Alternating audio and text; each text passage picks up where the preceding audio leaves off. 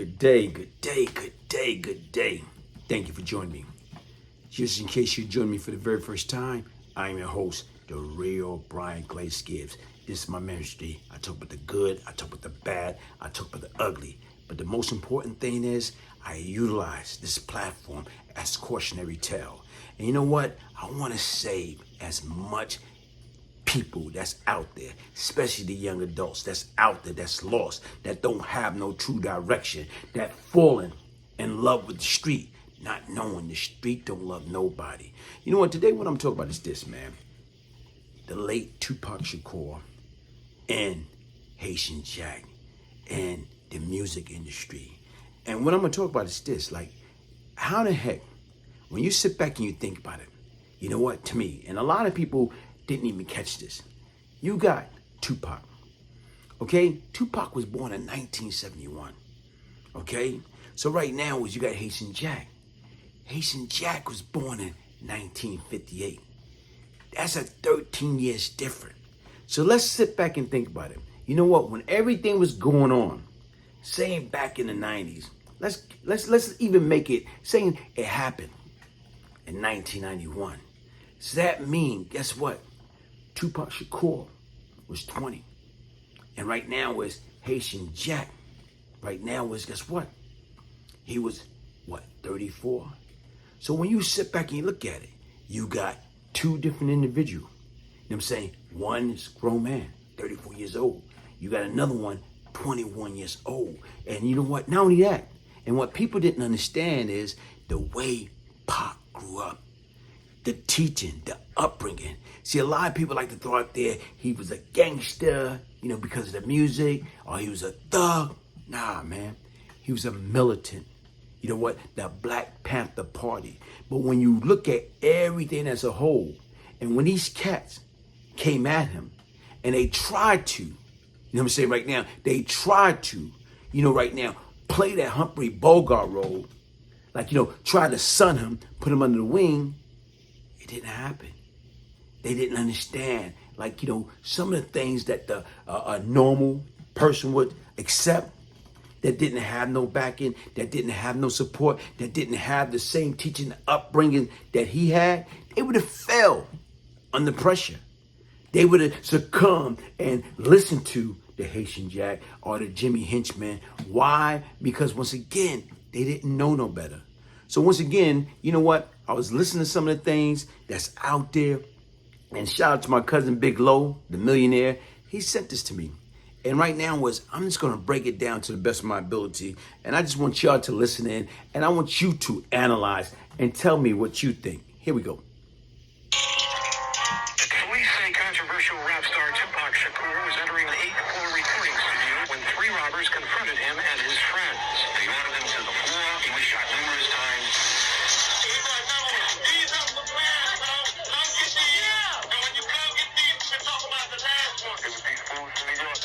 Out there called the 18. Doctor's affidavit showing entry wounds in the back of the skull and 2 exit wounds in the front of the skull. That was a clear murder attempt. Tupac was shot 5 times in 1994 while entering a recording studio in New York in what was ruled as an attempted robbery. The incident had occurred the day before Tupac had received a verdict of a 4.5-year prison sentence in a case which may have been set up by an FBI asset. The shooting which took place had been connected to Tupac exposing this aspect on a live news broadcast which happened just a day before the shooting. The incident had major connections to both US intelligence and New York's criminal underworld. The shooting led into sparking what was labeled as the East Coast-West Coast War, which led to the 2 historic unsolved deaths of both Biggie and Tupac. In this video, we're going to take a look into the event and the ties into US intelligence along with New York's criminal underworld. Sit back and look at that, right? And listen what you say. Here it is. They had intelligence, you know what I'm saying, from the feds and the state. Because once again, we didn't know it at the time, but they was watching Pac. Why? Because once again, he was about to start, you know what I'm saying, right now is the new improved, like I'm saying, Black Panther. And you know what? Even with that being said, look what they did. Here it is like years ago, And history have a tendency to repeat itself. The same thing back in the days. As far as right now with the CIA and the government or whatever, you know what? Even when they had the Black Panther and they were strong on the East Coast and the West Coast, you know what they started? They started a war from within. They was able to infiltrate, and they started a war within. And they had East Coast Black Panther going against West Coast Black Panther. And you know what they did? They destroyed that whole organization. And when you look at it, everybody felt realized, they think, guess what? It was a hell of a movement. Yes. Look what some of the things that they was doing. Look what some of the things that Tupac's mother was able to do. You know what I'm saying? She started something years ago to help people get seen by the doctor that couldn't even afford, you know what I'm saying, medical plan. But that's what something that Tupac's mother started. Right now, providing and starting food program to feed the hungry.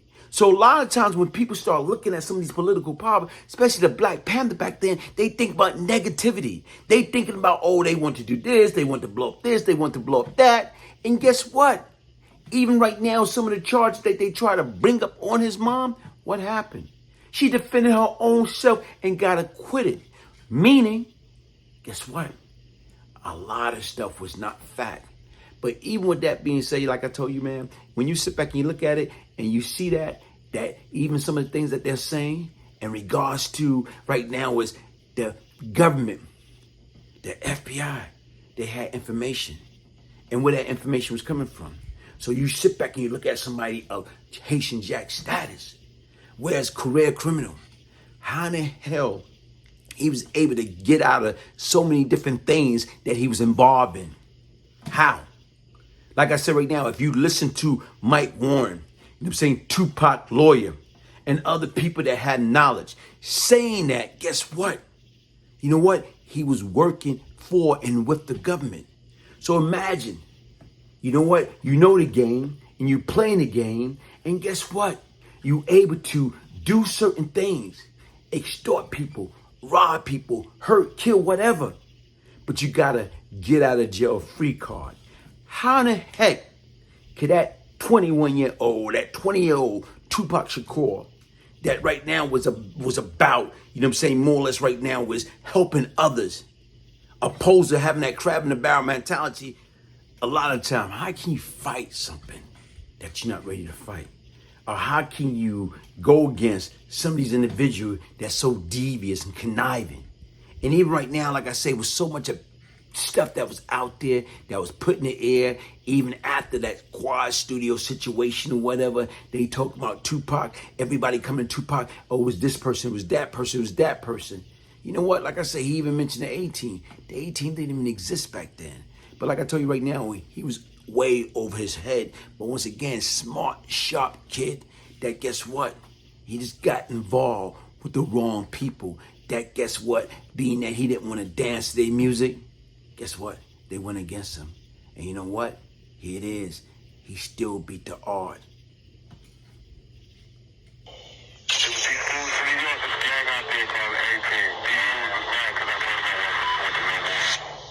The criminal underworld element involved in the incident stemmed from a gang in New York called the A-Team. The A-Team had formed in the 1980s in the Cypress Hills projects of Brooklyn. A prominent member of the gang was Walter King Tut Johnson. King Tut had grown up in the Cypress Hills projects and turned to a life of crime at the age of 16. He became a stick-up kid, rigidly muscled up on Harlem record executive Puff Daddy to get a role in his record company called Bad Boy Records, which was formed in '93. Haitian Jack became acquainted with Biggie Smalls, who was a young rapper from Bed-Stuy, Brooklyn, who had signed to Puff Daddy's record label Bad Boy.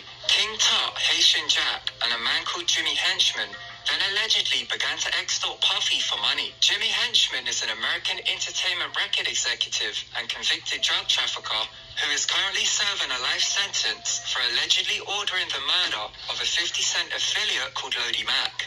Members of Jimmy Henchman's entertainment company, along with Henchman himself, have been revealed as to have been working as informants for the FBI.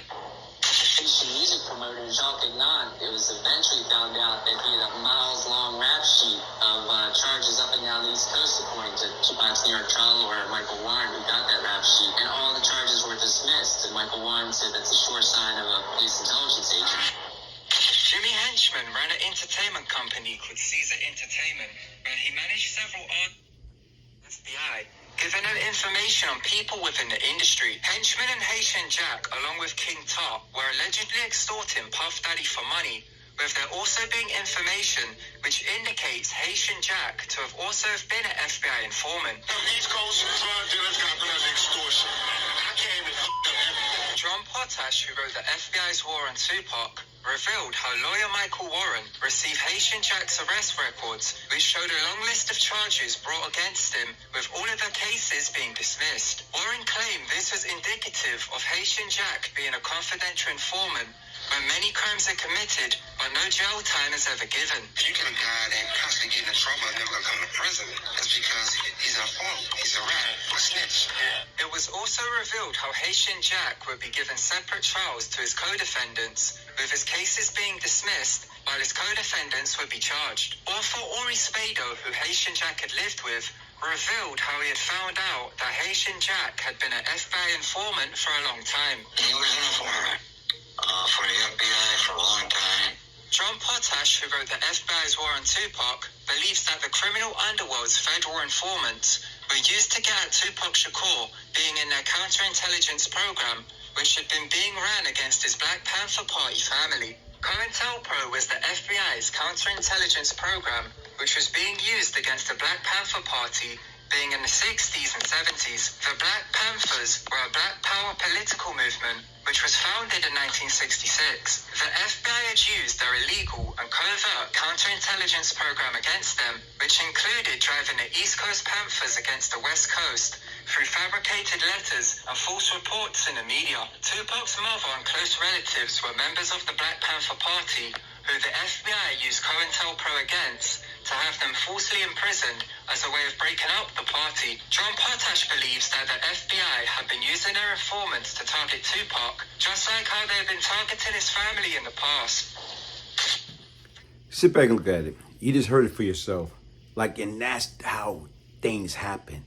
When you look at it and you listen to everything as a whole, where as far as these guys, they've been out there like the Haitian Jack, like the henchman. And you know what? Listen, man, you can't pick up a brick constantly and keep throwing at that prison wall while going to jail.